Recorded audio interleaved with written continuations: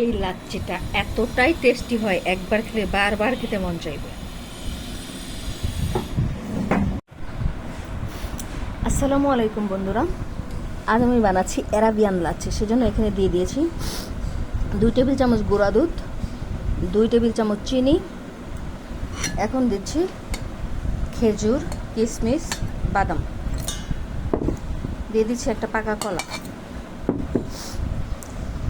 দিয়ে দিচ্ছি 1 cup liquid milk,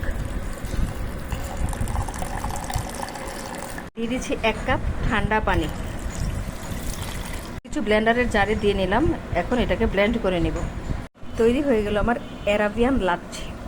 এখন এটা পরিবেশনের পালা। গ্লাসে ঢেলে নিচ্ছি।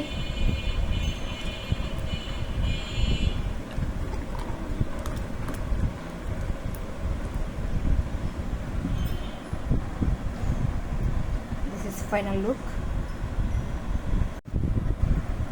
দারুণ স্বাদের অ্যারাবিয়ান লাচ্ছি এখন ঘরেই তৈরি করে ফেলুন। আমার রেসিপি যদি ভালো লাগে লাইক, কমেন্ট, সাবস্ক্রাইব করতে ভুলবেন না। আসসালামু আলাইকুম।